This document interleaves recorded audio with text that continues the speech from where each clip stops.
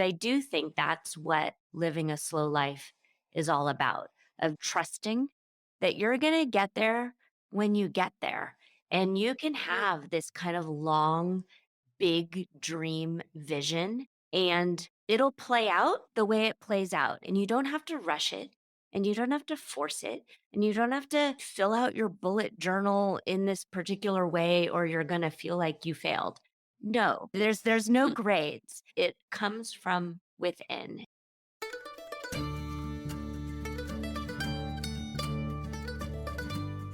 You're listening to the Good Dirt Podcast. This is a place where we dig into the nitty-gritty of sustainable living through food, fashion, and lifestyle. And we're your hosts, Mary and Emma Kingsley, the mother and daughter founder team of Lady Farmer. We're sowing seeds of slow living through our community platform, events, and online marketplace. We started this podcast as a means to share the wealth of information and quality conversations that we're having in our world as we dream up and deliver ways for each of us to live into the new paradigm, one that is regenerative, balanced, and whole. We want to put the microphone in front of the voices that need to be heard the most right now: the farmers, the dreamers, the designers, and the doers. So come cultivate a better world with us. We're so glad you're here. Now, let's dig in.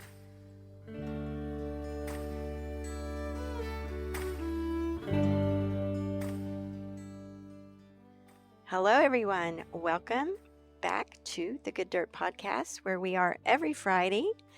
And we wanted to remind everyone that we've just started a new season in the Almanac with Shift as our theme for fall. We're really excited about all the content that we've got coming and all the interactions and discussions and gatherings we have around this theme. So I was going to ask you, Emma, what does shift mean for you? What does it suggest to you? I think shift is such a good word to describe fall. That's what it really feels like. With every season, there is a new beginning, sometimes new pressures, sometimes ends of things.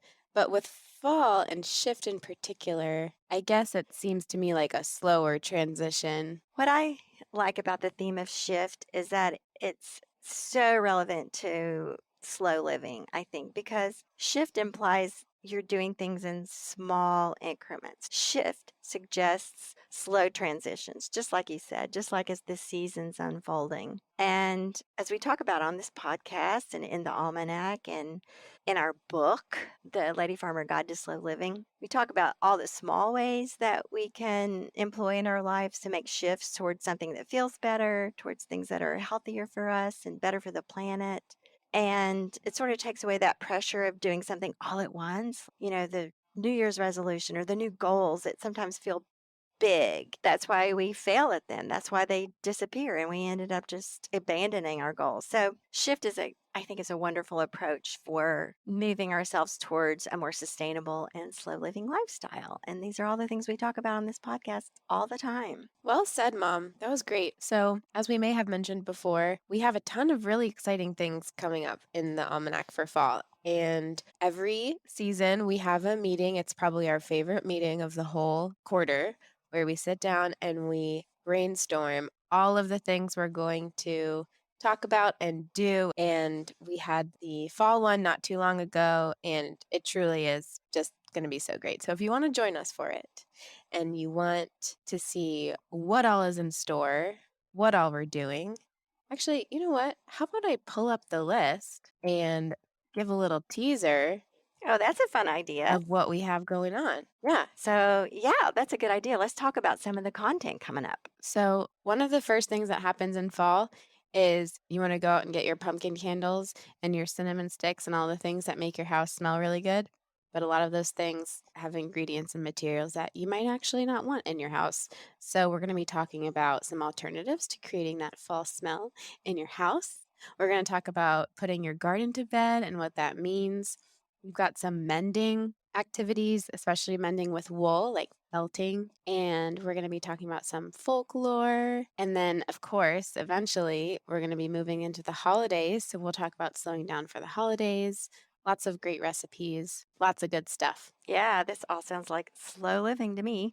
So if you'd like to join us, you can go to ladyfarmer.com/community. You can also find it at the link in the show notes and at the link in our bio.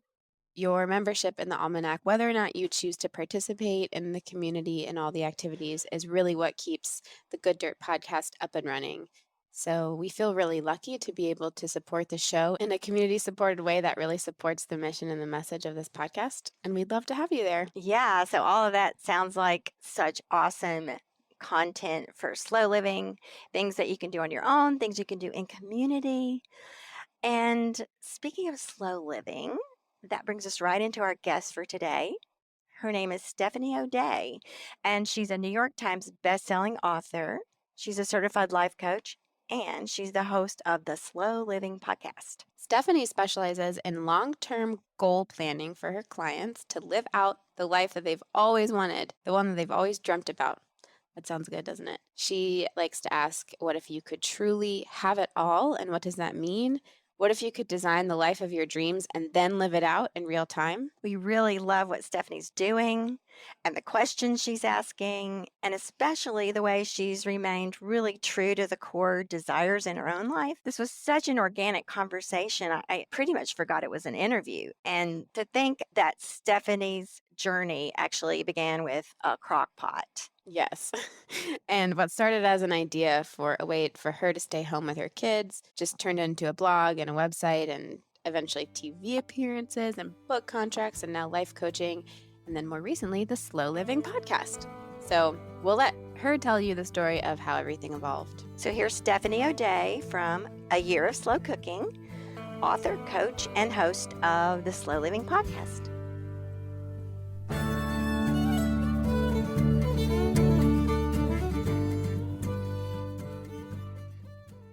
I am Stephanie O'Day, and thank you for having me. I'm excited to talk to a mom and a daughter because I have 3 daughters of my own, and I love the idea of fast forwarding when they're a little older. And if I could do anything entrepreneurially with them and get to chat and hang out and have virtual coffee, I would be all over it. So thank you for having me, Emma and Mary. I really appreciate it. We're so glad to have you. And yes, it's really just virtual coffee chat hangs all the time. So, Well, and when we were first playing around with the audio, I heard roosters in the background from Mary's house, and I think that is awesome. yeah. I am in Silicon Valley, so the San Francisco Bay Area, and things are fast and concretey, and the idea of being on a farm and hearing chickens in the background, or I guess if I heard it, it would have been a rooster. So don't judge me on that. So it's super very cool. My husband actually grew up on a farm up in Northern California and had sheep. So that was one of his first jobs. Instead of, I don't know, having a paper route, he had 22 sheep, and they sheared the sheep and sold the wool and then eventually sold the meat. And it's just kind of a very cool life story that he was able to have. And I'd like eventually to have some part of my life story to be on a farm. So I greatly appreciate being able to chat with you today. Yay. So tell us about your business and what you do and how that started and how you got to where you are. I am a mom of three girls, as I mentioned, and I have a Basset Hound puppy named Sheldon. Oh, And I run the A Year of Slow Cooking website. And I have a podcast that is relatively new. We just recorded our 37th episode, and it is called Slow Living. And the slow living came about from the A Year of Slow Cooking website. And that actually started in 2008 as a New Year's resolution to use my crockpot slow cooker every day for a year and write about it online. And it took off, and wonderful things came from that. And I ended up on TV and ended up meeting Rachel Ray and Diane Sawyer and just getting to do all of these fun and amazing and wonderful and exciting things. And it really came from just this idea that I wanted to legitimately find a way to work from home and take care of my kids. I just wanted to be a stay-at-home mom, but we live in the San Francisco area, so that wasn't possible to just be a stay-at-home mom. I needed to actually make an income, but I've always been very maternal and motherly and let me save the puppies and let me save all of the things and take care of the people. So that was truly my long-term goal, was to find a way to work from home. And I've got a degree in English and have always written. And I started paying attention to women online making money. And I was trying to figure out, well, how'd they go about doing that? And recipe sites at the time had really tight SEO, which is search engine optimization. Mm. And I liked the idea of not putting pictures of my kids online. I didn't want to share their toddler tantrum meltdowns on the internets. It wasn't something I was interested in. But recipe sites were ranking really well on Google, and there were people making money. Mhm. And I wanted some of that. And so I joked with my husband that I don't even like cooking. I actually really look at cooking as a chore. It's not a fun thing for me to do. And I just use my crock pot because I could dump it all in, push a button, and walk away. And so that's how the idea of a year of slow cooking came about. And then eventually it sort of morphed into slow living because women started writing to me and asking for different life advice and different goal setting. Like, how did you go about achieving this? And what do you mean when you had this long term goal and then you broke it down? Can you help me with that? So I ended up getting certified as a life coach. And so now that is primarily what I do is I help other women, and many of the clients that I work with happen to be moms, figure out what it is they want out of life. And then we just reverse engineer it and do stepping stones along the way to help people feel fulfilled and feel like they're living out the life of their dreams Mhm. instead of having life happen to them. That's so interesting and makes so much sense. And so much of the work that we do, really, we talk about sustainability and how to slow down from that angle of being more in touch with nature and connection with the seasons. And that ultimately, I think we don't normally say this out loud a lot, but really, obviously, the ultimate goal is being happy and living a life you love. And we have a membership program and we sort of make that connection more there. But in a lot of ways, it is life coaching, lifestyle. People want to slow down because they want to enjoy their life more. And so it makes a lot of sense to me that your path kind of led you there. And also with the cooking, that's so interesting because it is a chore and it's really intimidating for a lot of people. And you found a way to make it approachable and accessible, but not in a way that's let's buy a bunch of packaged frozen things, Right. pre-made things can make it work for you. So that's really Yeah. exciting and fun. It's interesting. It is the easiest way to cook from scratch because whatever you put in the pot is what is going to end up in the pot Mhm. 8 hours later. In our family, we happen to have celiac, so a gluten intolerance. And that was one of the driving forces in trying to legitimately work from home was my youngest at the time. So I mean, this was eons ago back in 2006 when celiac and gluten intolerance was nowhere near as prevalent as it is now, Mhm. but she was getting sick.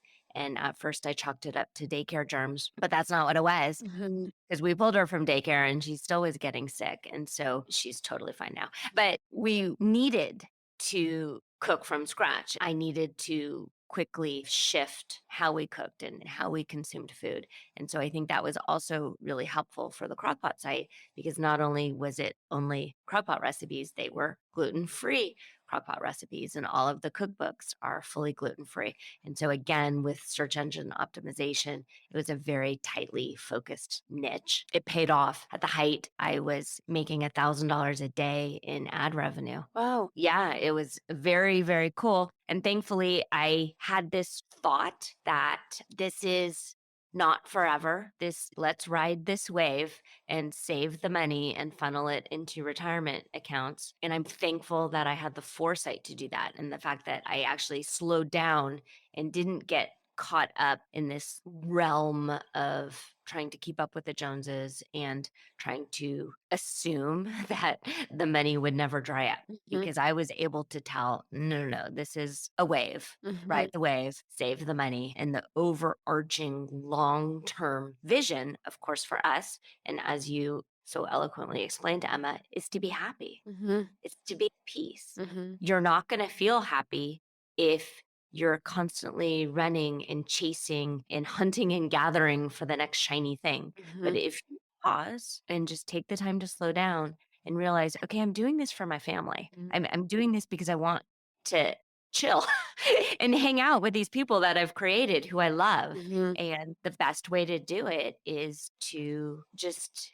be still and be here and present and in the now and enjoy the moment you're in and not feel like you're frantically and constantly racing to the next thing. Mhm.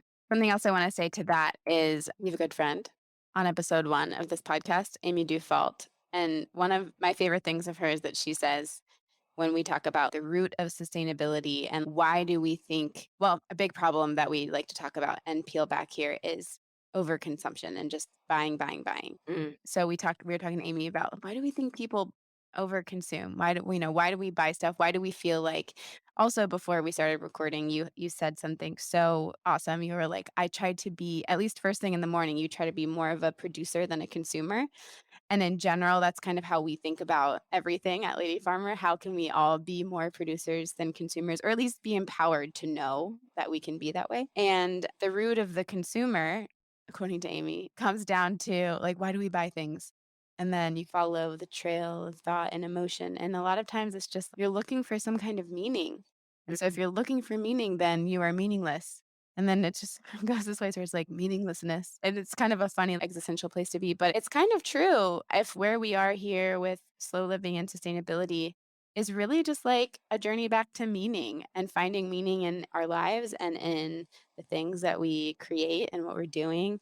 And when that meaning is taken away from us, and then we're told to get this, you have to have this thing, or you need this amount of money or whatever. It's a tempting trap, I think. And it's easy to be brainwashed that way. And I think we all have been. absolutely. So, what we had been talking about is I'm in California, I'm in the Silicon Valley, Mhm. and you're on the East Coast. So, we're recording this at 5:30 a.m. my time. And you said, wow, you're up so early. And I am up early. But the reason I'm up early is because it actually does allow me to slow down and plan out my day and live a life on purpose. So I look at slow living as living on purpose. And that's because I'm surrounded by children who are constantly saying, it was an accident. I didn't mean to do it. It was an accident. So I'm like, well, if you were trying to do something on purpose, what would it look like? And so that's where that came about. But I, on purpose, get up at 4. And that's because it's me alone with my coffee pot Mhm. and my journal and my thoughts. And I'm able to not have to help anybody or answer to anybody or go into kind of firefighty mode of, oh, you need this. And oh, let's sign that field trip permission slip. And oh, let's get the dog out. And so it's just me. And so I can sort of line up my thoughts and my ideas in the day that I want to have on purpose. And then you, who is absolutely adorable, said that first thing in the morning reached for your phone. So if I was going to very carefully and lovingly coach you, I would say, Please. so how's that working out for you, Emma? Yeah. Yeah. Yeah. Oh my, Stephanie, you said that you started the year of slow cooking. That was around 2006. Did I hear that right? So 2006 is when we were first diagnosed with celiac. The website started in 2008. Okay. So I was going to remark that back then, that was really countercultural because, I mean, I know crock pots were a thing, but everybody's trying to do things quickly. And everything's Mhm. like quick meals, convenient meals, all this. And I guess your year of slow cooking, do you feel like you put kind of a different slant on that whole thing of get your food together quickly? Or was it about saving time or was it more about slowing down? It sounds like you sort of frame things a little differently, or at least if you didn't intend to do that in the beginning, it sort of evolved into that. It definitely evolved into it. At the time, I had babies in the house, and it literally wasn't safe to be chopping onions during the witching hour that Mhm. happens in many households between 4 and 6. Holding a knife. Yeah. So, like, like, literally in the sling holding a knife. So, I would try to get dinner going in the morning when I was fully caffeinated and coherent and the kids were happy, and then I never needed to think about it again. And I think, especially with women, decision fatigue is such a big deal, and getting the decision over and done with by 8 a.m. of what's for dinner was so freeing to me. And then I had all of this extra brain space. So if all of a sudden something came up, the toilet overflowed, or we locked the keys in the car, or something happened, or somebody got an ear infection, it was okay. I could tend to all of those things that I wanted to do. I wanted to be a present mom. I wanted to do all of the things. And then I never needed to think or worry about dinner again. And it also, we were on a very tight budget. It helped me stick to our food budget. And we weren't coming in the house at 5 p.m. starving and cranky and worried about food and dinner. And when that happens, it's so tempting to just pick up the phone and, well, back in the olden days, we dialed the pizza company, but now I'm sure there's an app. So it helped us stick to our household budget. And then again, because we are gluten free, it's much easier to cook your meals from scratch and find gluten free food when you are aware. It's not easy to hit the drive through when you've got food sensitivities. Did you notice how the crock pot, the slow cooker, kind of evolved into the Instapot? Mhm. Yeah. Yeah. So Go ahead, yes. no, I was gonna say, I didn't like it, Mary, it pissed me off. Yeah.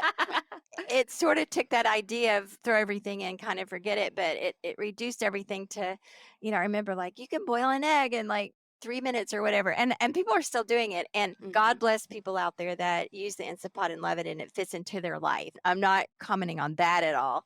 It was just funny to me how the slow cooking thing suddenly became, we're going to do it super fast. Yeah. mhm. So, actually, I ended up having an anxiety attack, a really bad one, during that whole craze, and I was driving on the freeway heading towards Golden Gate Park in San Francisco to bring my daughter to a cross country track event. Yeah. And thankfully, I knew I was having an anxiety attack, but these sort of black elevator doors Ugh. were coming across my eyes and my legs were twitching and I felt like I couldn't breathe. Oh, And so I was able to navigate off the freeway. But at that time, my book publishers and my literary agent and my email list were clamoring Mm. for these instant pot recipes. And I was being told I'm leaving money on the table and go for the low hanging fruit stuff. And you're an idiot. Also, wonderful, wonderful when a publisher tells you that you're an Oh, idiot wow. for leaving money on the table and give the people what they want. But I didn't like the instant pot and they still don't. I have one and I goofed around with it, but just because you can cook a frozen chicken in 45 minutes doesn't mean you should. yeah. And it still means you're coming home from work and you're trying to figure out what dinner is. Yeah. That's not relaxing to me. I want to come home and have it ready for me. Don't want to have to think after I've thought all day at work or doing things out of the house. I want to come home and feel relaxed. And I do believe my home is my peaceful place and my sanctuary. And I've taken the time to curate the stuff that's in the house. And the idea of frantically cooking dinner at 4, 5, or 6 p.m. is not appealing to me. Again, I don't wanna, like, pile on and hate on Instant Pot because as, like, my mom mentioned, I'm sure of course, there are people who feel the way about Instant Pot as you do about slow cookers, but to add, I will say I also have an Instant Pot. Well, now I have one of these, it's not exactly an Instant Pot, it's like pressure cooker and slow cooker and, you can do air fryer. I like the air fryer. But the thing with the Instant Pot, the pressure cooking is, yeah, I guess it cooks in less time, but it still has to come to pressure, which isn't no time. And so I felt a little like duped when I was looking at these recipes and it's like, this cooks in 15 minutes, but it takes 30 minutes to come to pressure. Anyways, just to say, Yeah. I think it was a big marketing thing that wasn't everything it was cracked up to be. It is a big marketing. So when you were talking about your friend from the first episode and talking about why we're consumers Mhm, versus producers and why we feel like we have to buy, mhm, more in order to feel calm and peace and essentially happy, it is a marketing spin. And mhm, the way these social media apps and all of these things are designed are literally to addict you and trick your brain into thinking that the next thing, the next image, the next video will have the answer that mhm, you're searching for. And really, when you stop and kind of unplug a bit and go within, you're going to find that you intuitively know what the next right thing to do is. And I ended up actually surrounded by marketers and all of these things. I was filmed for an infomercial.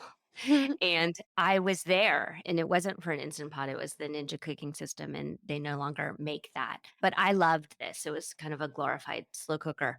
And I was there to legitimize this slow cooking, and it was totally fun. And they gave me fake eyelashes. That was the first time I ever wore fake eyelashes. And it was awesome. But they wanted me to look into the camera and say, this is the best beef stew I've ever had. Well, I wouldn't do it. And I'm like, oh, I can't say that. They're like, oh, sure you can. It's right there on the teleprompter. And I'm like, but it's beef stew. And beef stew tastes like beef stew all over the place. Like it doesn't make it any better. Yeah, It's just this cool new gadget, but it yeah. doesn't make the world's best beef stew, and I'm not comfortable saying that, but that's what the hype is. And so when you peel back the hustle and you peel back the hype and you peel back the go, go, go, buy, more, you're sort of left as a human with your own devices and sort of filtering it all out to make the next best choice. But all of these things are truly designed to confuse your brain. So you're just going to go for the quote unquote low hanging fruit. Just, Mhm, and it's tricky. mhm. That's such a great story about when you were being asked to provide recipes for the Instant Pot. It was so fundamentally against your soul and what you're trying to do that it threw you into panic. I think that's just such an awesome illustration of what the effect that these things have on us without Yeah, us even realizing is largely unconscious and subliminal. So, and I guess the Instant Pot craze has sort of died down. I don't feel like I see it around so much anymore, but for a while, you felt like you were really missing out if you didn't have one. So, guess what? I got yeah. one and I caught on rather quickly that it was not for me. And Emma, I gave it to you. That's why you have one. Remember? I gave it to our neighbor back in other place we used to live. So if it helps, I have all of these broken, my husband's not thrilled, but I have broken crock pot Yeah. bases and Instant Pot bases in my garden that I've repurposed into planters. Like Yes. you could start this whole trend on That's your awesome. farm.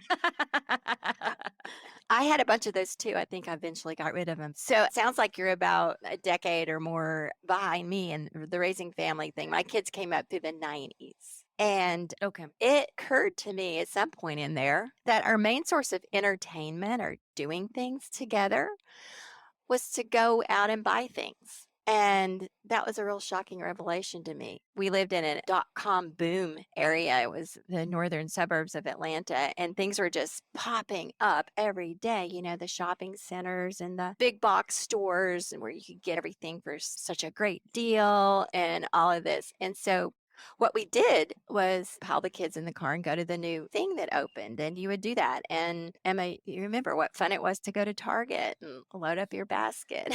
And the mall and get Chick-fil-A. Oh, yeah, the food court. You know, there was a carousel in the food court. So anyway, at some point in the middle of all this and raising the family and all the busyness and everything, it occurred to me that, gosh, we need to think of something other to do other than going shopping. But that was what it was back then. Things were booming. The economy was just booming. I have found similar things in my own home life and in raising my children. So what's interesting is my husband and I, we've been married 22 years now. We met in high school. And actually, the first time we got married was in senior year in our economics class. And Oh, we were paired up and we were married and needed to come up together with a household budget. And oh, that was that's so one of our funny. projects. It was Oh my very cool. gosh. Yeah, but what was very interesting is we have always been pretty frugal. We got married young and we had children young. So the carefree life that many 20-year-olds have of traveling and being carefree didn't happen. I had my first before 25. And now the idea is to retire early and travel in a little RV and see all of the states and do these things while we're still relatively young and healthy and can enjoy it. And so we've always sort of had this long term vision of saving more than spending. And so the idea of going to the mall and just buying things wasn't something that we did necessarily for entertainment. We definitely like Target and Costco and doing all these things, but we didn't necessarily buy. We just sort of wandered about. And I think I've always had a bit of a less is more and minimalistic mindset, probably just because growing up, my mom and grandma kept everything. There's lots of piles, lots of things. And I am a teensy bit anxious. So it's calmer and more relaxing to me if I have less things to take care of and manage. And so, as far as the consuming items, that hasn't been an issue with my children. What has been an issue is consuming other people's creations when it comes to social media Mm, and the screens and trying to limit that. And we live in Silicon Valley. So going down the street, the babies have tablets in the stroller and it's just everywhere. Screens are everywhere. And I am a bit of a dinosaur when it comes to that, in that I have a background in early childhood education, and before having kids, I ran preschool centers and have a background in social work. And so I didn't think it was good for babies' brains. And so I didn't introduce that for a super very long time. And my children were some of the last holdouts when it came to getting smartphones and different devices. And my children still do not, well, the 20-year-old does, but my 17-year-old doesn't have her own Apple ID. She can't download things to her phone without me typing in the password and mm, doing it for her because I didn't want her to have Snapchat. I didn't want her to do these things. And that is not normal. I am not normal. mhm. And I stand by the decisions and I'm proud of the kids that we've raised. And they have now thanked me. Hey, mom, thanks for not letting me get Facebook. Hey, mom, thanks for waiting until I was 16 to let me have Instagram because my friends are totally addicted Mhm. and I am not. So I have always wanted them to look at the internet and social media as a tool, not as something to just kind of mindlessly scroll. Yeah, that's such foresight too, because kind of like you, mom, in the 90s, you didn't necessarily grow up as a teen in that time of, we shop for entertainment. So it's you were kind of experiencing it with us. But now in Yeah. retrospect, you're like, oh, we wouldn't have done that. And most people, I'm a millennial now. If when I have kids, I will have very strong, very specific feelings about screens. But if I had kids in the early 2000s, I would have just, I wouldn't have known. We don't know the repercussions until we kind of live through it ourselves. So it's really awesome foresight on your part. And also, it's just crazy how taking it back to slowness and slow living, like the fact that the world and technology just moves so fast around us, we have to really slow down if we are going to be able to understand like the effects that all that is having on us. Absolutely. And I think it's tricky because we're humans and Yeah. humans are social creatures. Mhm. We live in society, we live in a community, and we look around at others and model that behavior like, whoa, well, they seem to be okay. And I mean, back to cigarettes, like, well, so and so is smoking and they Right. haven't died yet. Like, Mhm. looking back on it, why on earth would we have ever thought that smoking would help with digestion, yet that was the marketing of the 50s. It makes no sense. It makes no sense. And I really do think that when you take the time to listen to kind of your inner thoughts and pray on it and journal on it and just think, you really do kind of know the answers. And like, is this really a smart thing for my 6-year-old to have their own YouTube account? Is that really a smart thing? Like let's fast forward 5 years, 10 years. Is that what we want for them? Well, a couple of things I want to comment on. Yeah, I grew up in the 60s and 70s. And to your point, Emma, about like I didn't grow up with shopping as an entertainment. Shopping specifically for clothes, you did it very purposefully. You needed to go get your back to school clothes. So you had a shopping trip for that purpose and you got X number of items and you got your new shoes, and that was it. So then, when in the 90s, particularly after the so much of the clothing manufacturing went overseas and the big box stores and the things that offered clothes super, super cheap, it became exciting and fun. And I'm even embarrassed to admit I was part of this, but it was just part of the delusion that this was a good thing. You could go get all these clothes really cheaply and you could get whatever you wanted. It didn't cost much. If it didn't work out, that was okay because it didn't cost much. Hmm. And now that has created such a worldwide horrific problem, which we talk about a lot. I won't go into it here, but those things, those cultural mindset Hmm. that this is okay and this is a good thing. And to your point about living on purpose and slowing down enough to think, is this a good thing? I didn't have the foresight or the knowledge in the 90s to think about this, but now I want to ask when I start to buy something, and I want to encourage other people to ask, why is this so cheap?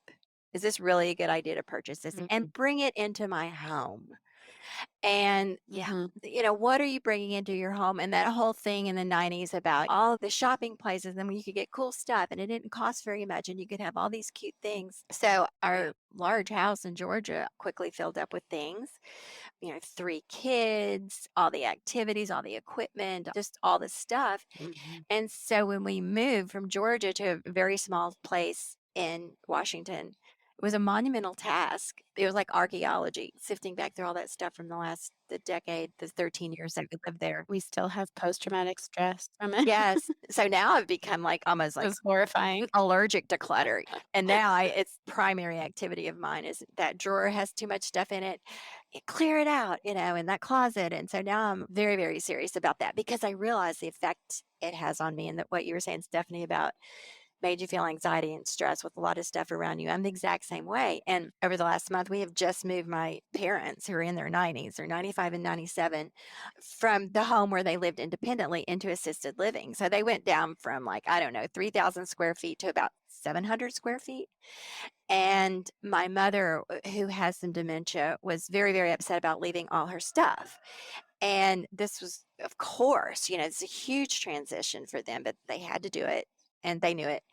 So there was a lot of tears and discussion about, will I be able to take this? Will I be able to take that? So my brothers and I, we were very strategic. We took measurements, we figured out what could actually fit and chose very carefully the things that were to go over. And we really focused on things that would look like her surroundings. And I have to say, we did a good job because when she walked in there, she said, "Oh, all my stuff is here. All my stuff got in." And it was like 1/20th of her stuff. Oh, and she has repeated many times since living there, and this is the opposite of what's supposed to happen when people move into those places. She says, "This feels so much like home. I can see all my things." And I've taken that to mean so many of the things that were around them had lost their meaning because their lives were focusing in on just so many activities a day and where they sat and where they read and, this chair and this coffee cup and just really a very few things. And I want to pare my life down to those essential things like now. I think it is such a gift to give your children Mm. to when you are able to consciously and thoughtfully and purposely purge and downsize Yes. and declutter and then just not leave it to them. So my mom is currently shifting through grandma's belongings because grandma passed away in 2017. And so the house got emptied and put into a storage unit. And then eventually you don't want to pay for the storage unit.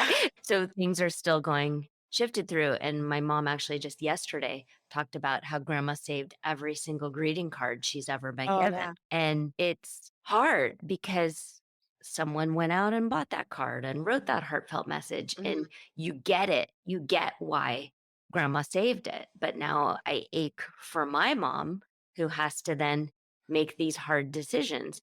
And she's making those decisions because she says, I don't want you and your brother to now have to go through this eventually. And it's super tricky. It is super Yeah. difficult. And it's so easy to just flippantly say, get rid of it all. You don't need it. Right. But that's what life is. Life is filled with all of these tiny little baby decisions and thoughtfulness. And so now even with my husband and I'm like, please don't go to Hallmark and buy me a card. It's just fine. Yes. It's fine. You can write it on a post-it or you can just send me a text and give me a hug. It is just fine. But the guilt of throwing away things and now the women that come to me and they're like, my kindergartner produces so much art. What do I do with it? Yeah. And I'm like, hug them, love the art, put it on the refrigerator for a week or two. And then when nobody's looking, you get rid of it. Otherwise, you're going to end up with Yes. 3,000, 4,000 square feet filled with art and essential scribbles, which isn't a nice thing to say because it's your baby and your baby worked hard on this. But did they really work hard on it? Yeah. So I'll share this that what my husband and I do about those cards. I have saved many of the anniversary birthday cards and everything. I keep them in a box. And when the anniversary and the birthday and Valentine's rolls around, we go in there and pull out an old card and just use it Can again. you recycle it? We Yeah, just use just it again. So I, have Oh my gosh, what a great idea. I have Valentine's cards from Oh, like Mary, my mind is blown. great. My mind is blown because I'm pretty sure he's given me the same anniversary card accidentally before. Yes, because you have the same style or you like the same thing, the funny little bear that sang a rhyme to the wife, that kind of Yeah. so we have all those. What a neat idea. So I have one box and it's full of all the old cards and stuff. And I do the same with the kids' birthdays and everything. I seldom mail it to them because I know that they would I don't know what they would do with it, but they're around. But that's what my husband and I do. And it's funny. That's It's such a it's great a idea. joke and it's a joke, but it's like you say, give me a hug or whatever. You don't have, please don't go spend $4.50. I know. I feel paper. Adam is such a wonderful guy and he's just amazing. And I have tried my hardest to tell him, you do not need to get flowers on Valentine's Day. You do not need to do these things. It is Yeah. a made up holiday. They're overpriced. Please don't do it. But then he follows what I've asked him to do. And you feel But then bad. driving home from work, he hears the radio Yeah. ads telling him he's a loser and how on earth could you? And so then all of a sudden he's stopping at Safeway and picking something up. I'm like, Yeah. oh my God, you did it again. Yeah, It's pure thoughtfulness, Yeah. but it is this, you are a bad person if Yeah. you don't do the things that the marketers are telling you need to do. And how many wives out there think there's something missing in our relationship because I didn't get this bouquet of flowers from the supermarket that's loaded with chemicals, loaded with preservatives, and really not good for the environment, not good for you, not good to have in your home, not good to breathe the air that those things are sitting in. I hate to be dramatic, people, but this is true. No, it absolutely is true. Yeah, and that leads me to another kind of shift. What you were saying about your daughter being celiac, and in the 90s, you had to find the gluten-free recipes. No, excuse me, the early 2000s, like 2006. So in our work through Lady Farmer and doing all this research and talking to these people, that was the era when the chemical fertilizers and pesticides were beginning to be in super, super heavy use in the agricultural system. So our grains and wheat was inundated with stuff. And we started seeing it. Well, this is correlation, not causation, but at the same time, we started seeing an increase in children's and other people's allergies, intolerances, and everybody's going, what's going on? Why are these kids so allergic? And so it's just interesting for me that your family found that, and early on you discovered this and you said, okay, we're going to start eating what we call real food, not processed food because it's Yeah. convenient. And you started actually creating your meals from real food. So you've had the epiphany about real food early on in your family Mhm. life. I Mhm. can't say the same. In the 90s, they were telling us feed your kids 8 to 12 servings of whole grains per day. I And know. but they weren't telling us that that No, was inundated with stuff, I pesticides know. and herbicides. And it's been a real thing. It really, really has. And what's interesting is sometimes common sense gets sort of muddled up when they, with a capital Yeah. T, tell you what you should and shouldn't be doing. And a lot of it is just, I mean, I've said it before, but I'm going to say it again, of just kind of listening to your intuition and your gut and making your own best decisions. So we love camping and I love being off the grid as much as possible. And some of my best decisions and thoughts when it comes to our family is when just Adam and I are thinking without any outside influences Mm. because it's so easy now to second guess yourself and be like, well, what's Google have to say? And oh, so and so has a fever. Like my intuition says, I'm going to put them in kind of a tepid bath and just sort of rehydrate them. Oh, no, but Google says now that no, they're going to get a chill and they're going to do this. But if when you unplug all of the stuff and go back to the quote unquote olden days when there wasn't all of these things to sell us. Of course, Little House on the Prairie time would put the kid in a tepid bath and put a cool washcloth on their head. Of course, like that Mhm. is how it works. And so sometimes the intuition gets muddled and Yeah. cast aside by researching and over researching and doing all of the things that we're told to do. And a lot of the women that I work with, they come to me because they've done all of the things correctly. They've Yeah. gotten the good grades. They've gone to the good schools. They've got the house in the suburbs. They have the 2.5 kids and the golden retriever in the yard, and they still feel a little unfulfilled. Mm. And they feel like, well, what is wrong with me? I have all of the stuff that I was supposed to have in order to make me feel happy. I'm not there yet. Like, what is the missing piece? And really, the missing piece is the decision to just be content and literally just be here and be now and be present and be thankful and be mindful. But it's much easier, much, much, much easier to distract and think that happiness is the next shiny object or just around the bend or the next degree or the next milestone at work. Yes, that's so true. And I'm interested in your work specifically that you do with your clients. Are there any other common threads that you notice of people coming to you for to help sort these things out and common obstacles that you feel are interesting to share? And what you just said, Stephanie, was so beautiful.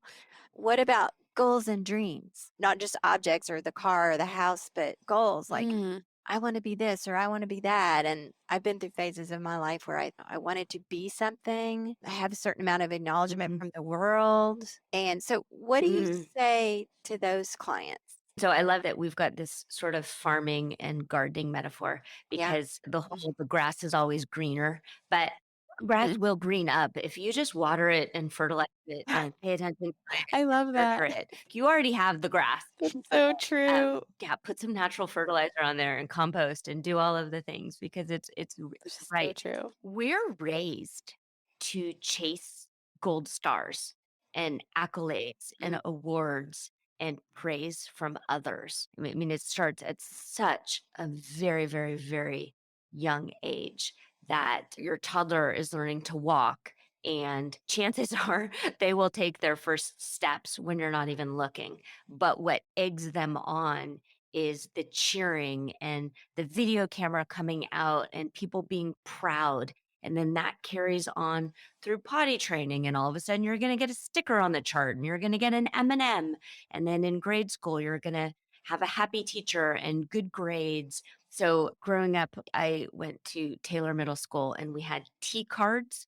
And if you are caught picking up garbage or doing a kind chore, you would be given this T card and your name is written in it. And then the name that's card is get put in a fishbowl. And at the end of the week, they draw names to give you some sort of cheap plastic thing from Oriental Trading Company, like a light up Yeah. yo-yo or something like that.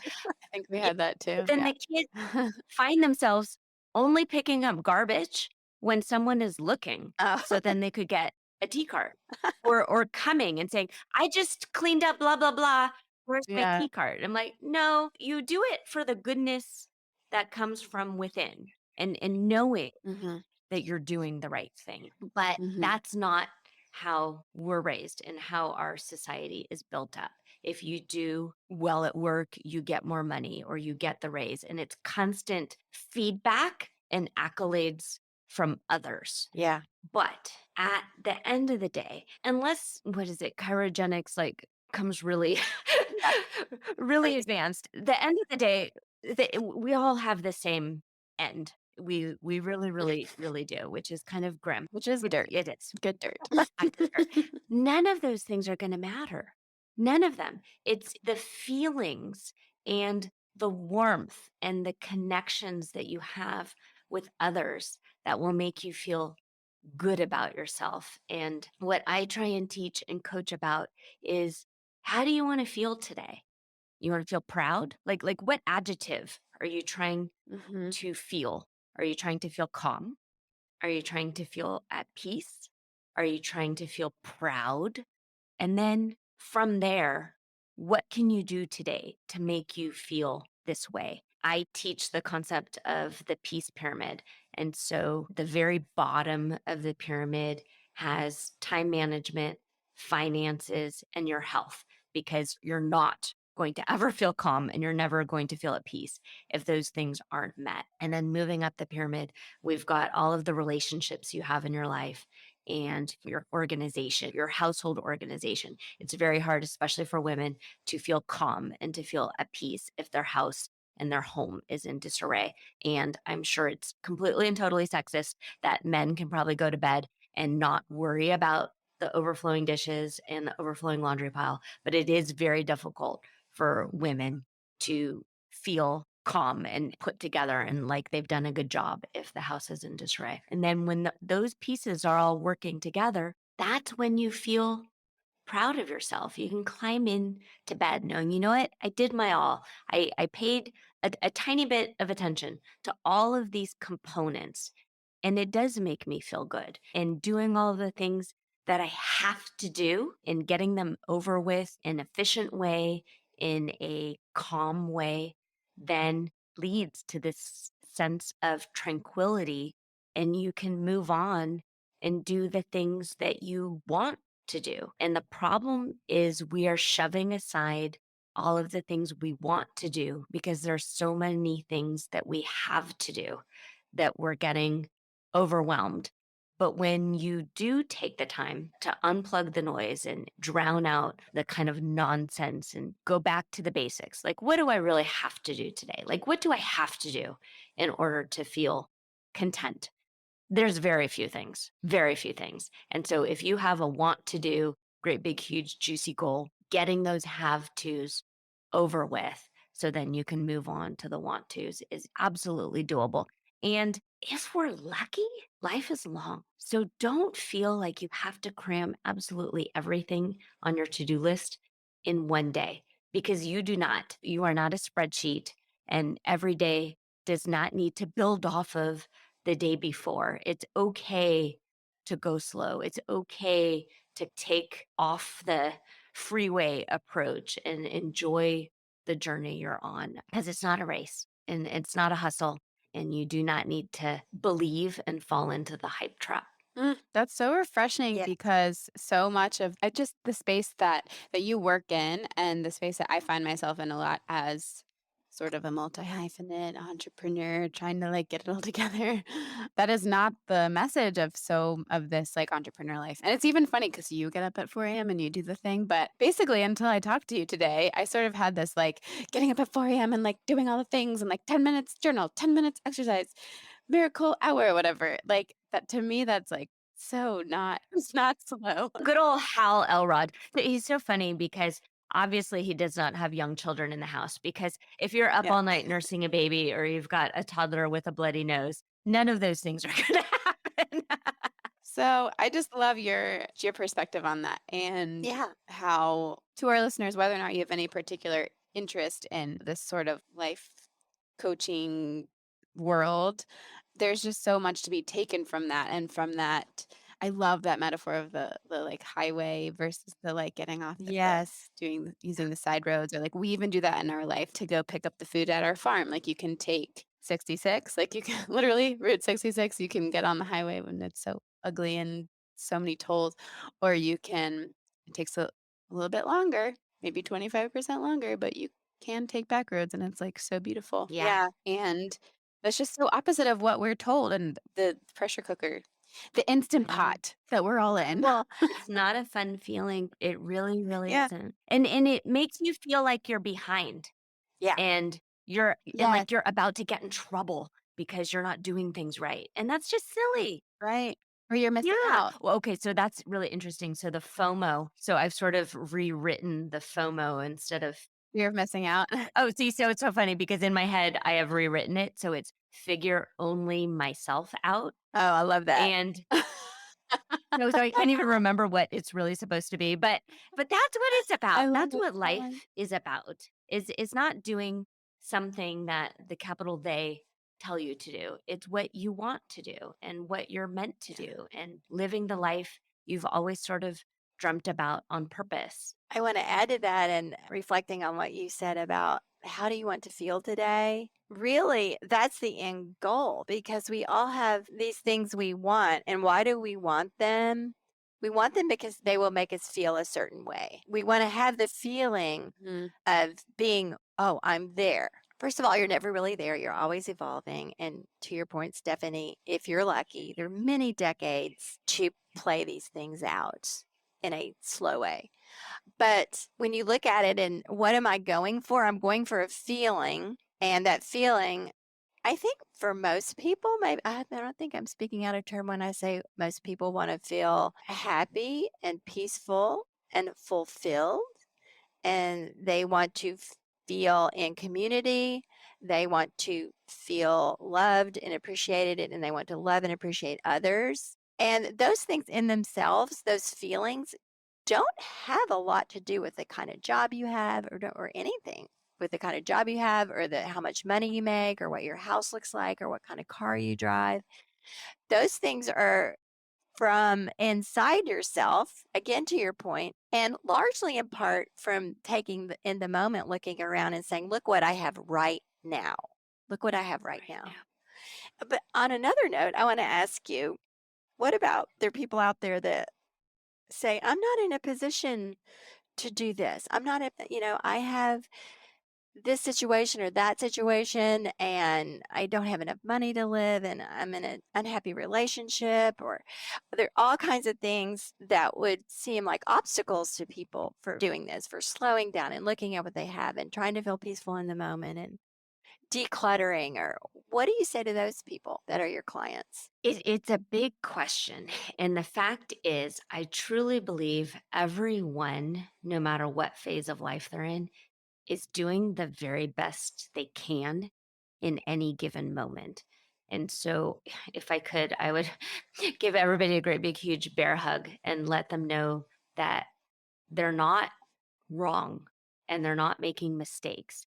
And if they feel as if they don't have the amount of money that they need or want. They didn't do anything wrong. And to just try to better the thoughts that they're having in order to have a little bit of a better feeling day. So, for instance, if you're a single mom and you have to work and you hate your job, but you need to keep going because you need to get food on the table. It's really tricky to have the thought, God, I hate this job. God, I don't want to wake up every day. This is not fun. This is miserable. I just want to be home. I don't like this. I wish I had more money.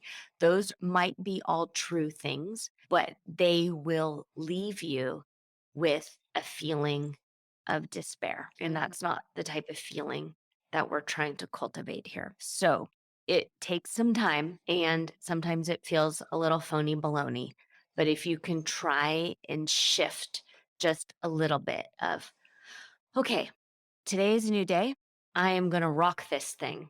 I don't like Susie. I think she's obnoxious. So instead of meeting her this way, I am going to take the other way around the building and I am going to fill up my water canteen on floor 3 instead of floor 2. And Mm. today is the day that I'm going to turn this into a game of how I can avoid Susie and just sort of deciding that you are in control of the moment you're in, even if it feels as if your particular life experience isn't exactly what you want. You can decide right here and now if you have a health diagnosis that you're not pleased with. You can decide right here and now what you can do. All right, I can decide I'm going to drink half my body weight in water today. That is what I'm going to decide. Does that mean I'm in the bathroom all day? Yup. Okay. I'm going to decide to do this. Just trying to be the adult in the room and the adult in your life and really paying attention to the things that you can control will eventually trickle down into all areas of your life. And you will find that where you are today, if you put a pin in today, you will be much farther along in a year, 3 years, 5 years, than if you continue with this sort of cycle of negative self talk and negative chatter and feeling like it's never going to work out. This is miserable. I don't like this. I don't like that. I don't like these shoes. I wish I had this. None of those things will help get you to where you want to go. Oh, I like that so much, and I agree 100% that it's just shifting into really noticing how you feel and what you're telling yourself. And I'll add to that, find purposeful moments of pleasure, even however fleeting they are. Like this sip of coffee is so delicious. Or, you're at work at the job you hate, and there's one window, and you look out and you see a bird, and you say, isn't that a beautiful bird? And look at that beautiful tree and notice it. I think so Mhm. many very pleasurable, nurturing, positive moments slip by us just because they're in the midst of this day we're feeling like we hate or this setting or whatever. But they're there. They're always there. There's stuff there. There are things there to notice and feel. Feeling is the important part of it. And if the more of those little moments, fleeting or not, that you can add up every day, the more of the day you're going to be feeling good. It's just Yeah. it's so simple. It's so simple. Decide to feel good about anything, and before you know it, you're going to be feeling good more than you feel bad, whatever your situation Yeah. is. Does that make sense? Yeah. It does to me. Yeah. Are you guys familiar with the play Our Town? Yes. With the narrator. Yes. Yeah, so I saw it recently at a production here in DC. It was so beautiful. And I was familiar with it. If I'd seen it, it'd been a really long time, but that last act just has really stuck with me where Emily Webb, this is not really a spoiler, but so in the third act, she's died and she comes back as a ghost to her town and she gets to pick one day to relive. And all the people that are dead in the graveyard, they're like, you don't want to go back. It'll be really upsetting. And she's like, why? And so she picks a day that's her birthday and she goes back and she's so excited to get one more day to be among the world. And she realizes that no one's looking at each other. No one can smell the breakfast cooking. Everyone's stressed out about the day and they're in a hurry and they're just trying to get off to school and work. And that's this day that she remembers where her whole family was together, but everyone's looking and talking past each other. And that's really depressing to her. Yeah. And she goes back to the graveyard and she gives this harrowing monologue at the end that's like, well, humans have no idea. They don't look at each Yeah. other. And it was just so moving. And I think about that a lot in this conversation that we're having now, just about slow living. And yeah, let's just look at each other and look at the birds. Yeah. I like that you brought that up because how that has sort of morphed into my coaching world in the slow living is people write to me or chat with me and ask, how do you promote this sort of family dinner when everyone's on the phone? And Mm. my response is, there are no phones at the table. And they're like, oh, well, that won't work. And that's where we need to put the pin in it. And that's where you need to decide Mhm. to be the adult in the room and decide this is it. This is the boundary that I am making. I get to decide what happens in my house and at my table. Mhm. And the hard and fast rule is from this day forward, we're done. They stay out Mhm. of the kitchen or they stay out of the dining room. And it's okay to feel a little uncomfortable and not it's so silly, but some people don't now know how to make small talk and don't know how to make eye contact and pass the salt and pass the mashed potatoes and have Mhm. proper family dinner and manners and all of these things. And maybe it sounds old fashioned and old school, but that's what needs to happen in order to sort of break this cycle of constantly chasing the new shiny object and the next new thing. Mhm. And the algorithms on these devices are literally designed to scramble your brain and addict you and make the rule. It does not come into the kitchen. It does not. Leave it here. Yeah, what's so funny about that is in the play, Our Town, it takes place in I think 1908 or 1909 or something like really early. And it's funny that it's the same conversation. They obviously didn't have smartphones back then, but same conversation. And another thing with the algorithm, this is creepy. I love TikTok. I'm on TikTok too much, but I find it a very creative and rejuvenating place. It makes me laugh. But at the same time, to your earlier point, I'm probably in a pattern of consuming there more, and I could be creating and sharing stuff on there too. So, side conversation. But TikTok has a thing where if you're on there for long enough, it will show you a video of someone going, like a nice person who's probably, they probably know your age and everything. They're like, hey, you've been watching TikTok for a while. You should probably go to bed. Oh, that's really cute. Really creepy. But yeah, I appreciate, I'm like, whoa, okay. If TikTok is telling me I need to put my phone down, I know. I probably should. I know. And I am most certainly not your mom, Emma, and your mom is right here and your mom is adorable and wonderful. Yeah. But because I care about you and your brain, keep your phone away from your brain. So put it on the other side of the room. You don't Yeah. need it. Or just You not don't bring need it to to my reach it. bedroom. Yeah. Yeah, Yeah. absolutely. But, she's an adult, so I have to.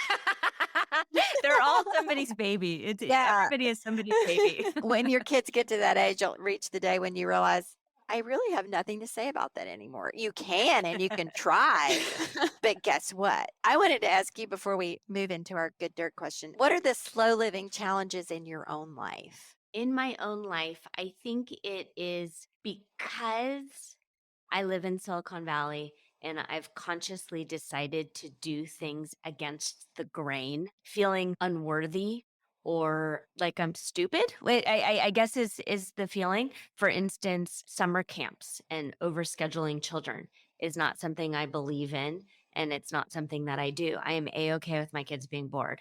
I am a-okay with them going outside and finding a trail of ants and poking at them and doing that. I am a-okay with turning the Wi-Fi off in the house for the day and saying, "Nope, sorry, we're going outside. We're going to go do this." And play dates and meeting moms at the park.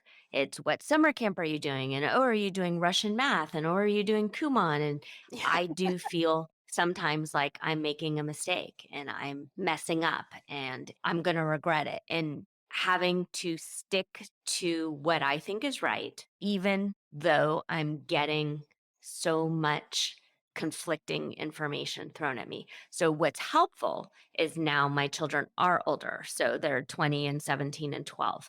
And my 20-year-old actually already graduated from college. So, she was able to graduate early and has a great head on her shoulders and knows what she's going to do for grad school and still isn't on many different devices and things like that, and now has thanked me for limiting that and not allowing her to go to this party or that party where they're binge drinking and things like that. So I can see now that it worked out. But in the time and in the moment, the feeling of inadequacy or feeling like I was making a mistake by not following the trend really sort of haunted me. And it's only now with age and wisdom and retrospection that I am proud of the choices that I've made. Again, with being frugal and sticking to our budget, I now can tell that my husband and I will be able to retire the way we want to. and it'll all be okay. I'm so glad you brought that up about the summers because I had the same. This was early 2000s, and my kids were that age where I would start getting phone calls in January, February saying, "You got to sign up for this summer camp or it's going to fill up." And I'm like, "Really? Mm. I need to write a check in February to make sure that my kid has entertainment in June." And I thought, this is wrong. This is wrong. And I got on the then young internet and I said, "We're not doing this. I am not spending the summer paying for kids to be schlepped off, me in the car, dropping them off places to be entertained like week after week." And I hauled them all off to Costa Rica to volunteer. I found a program. I had to look for hours, but I found a program that took people under 18, and our whole family went to Costa Rica on a volunteer vacation. And it was so great.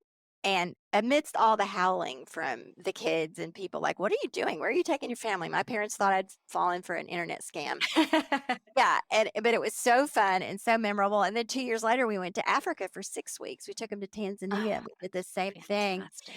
So I had the same reaction, like, this is not right to try to plan every second of your child's summer, their free time. So to do that, I had to leave the country.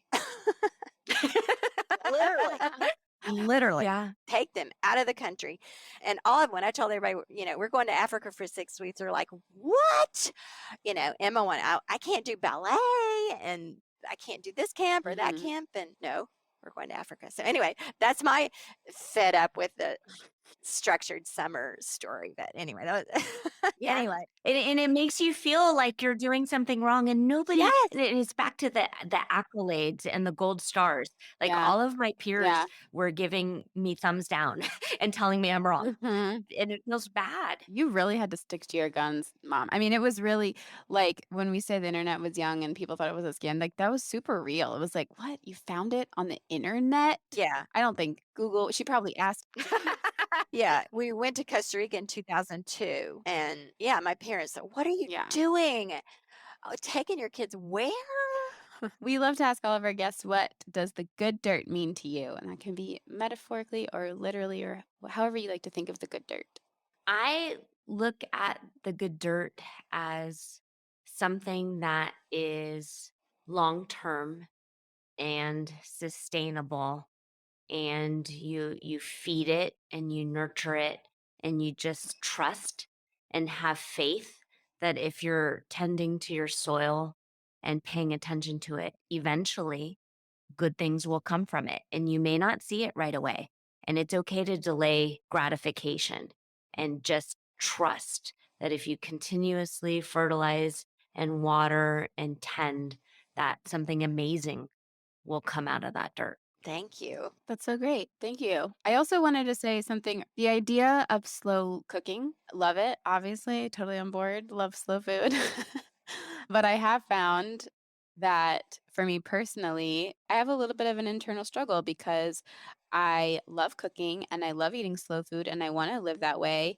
But I have yet to figure out the balance of making it feel sustainable. It does feel like a chore. And I understand why the country is dependent on prepared meals and frozen meals. I get that. And so I think what you're doing and what you've done is super cool in that you've kind of cracked the code a little bit. You've given a roadmap to having real slow food, slowly cooked with this amazing plants that we have readily available, crockpot, and that couched in the way you just described how you see good dirt as the intention and the understanding that laying the foundation for a long term. We're just so not programmed to think long term. And I'm just very personally really feel like I'm getting a lot out of this conversation. So I thank Me you. You too. are so very welcome. So before we close, what would you like to leave our audience with about yourself or what you do, or just anything else you'd like to talk about before we end our wonderful conversation here?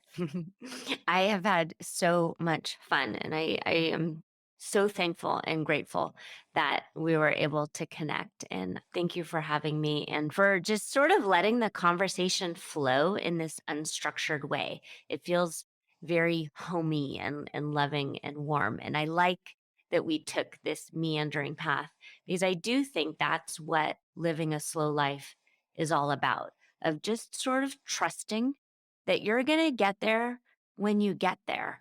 And you can have this kind of long, big dream vision, and it'll play out the way it plays out. If you, on a daily basis, continue to make the right tiny little mini decisions of drinking the right things and eating the right things and moving your body and being kind to others, it will play out in a great way. And you don't have to rush it, and you don't have to force it, and you don't have to fill out your bullet journal in this particular way or you're going to feel like you failed. No, is there's no grades. It comes from within. And I'm so thankful to have this conversation. So I'm Stephanie O'Day, and my website is stephanieodea.com. And O'Day is ODEA. And it's all one word. And then the podcast is the Slow Living Podcast. And I would love to hear from any of your readers, any of your listeners. I'm here. I am a real person. I answer my own email.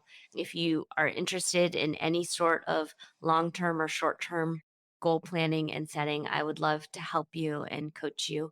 And all in all, if you have listened, obviously you are a wonderful and an amazing human. And I just want to give you a great big, huge, juicy hug. Thank you. Thanks so much for your time today. It's been really delightful and we appreciate it. And we'll be in touch. Thank you. Bye-bye. Bye. Have a wonderful day.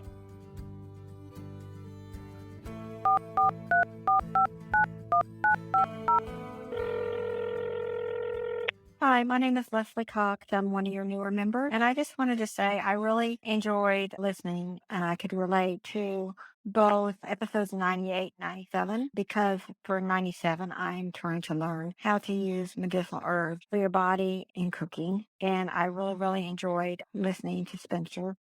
And then I was a FIT fashion design major for quite a while. And I really want to get into plant dyeing and I enjoyed Allie and Sarah's talk on rooted botanic because I'm also trying to learn natural dyeing and I'm a fiber artist and I'm trying to find my way in sustainability. So I just want to let you know that I really, really appreciate and I'm low in podcasts, so I have to go back and listen some more. But anyway, I'm going to say thank you. Thank you for tuning in, calling in, and spreading the good dirt. We love hearing from you. You can reach our listener voicemail at 443-459-1950. That's 443-459-1950. You can find this number in our show notes and in our Instagram profile. This show is produced by Lady Farmer, a slow living lifestyle community, and the original music is composed and performed by John Kingsley. For more from Lady Farmer, follow us on Instagram at We Are Lady Farmer. That's We Are Lady Farmer. Or join us online at www.ladyfarmer.com. We'll see you next time on The Good Dirt. Goodbye.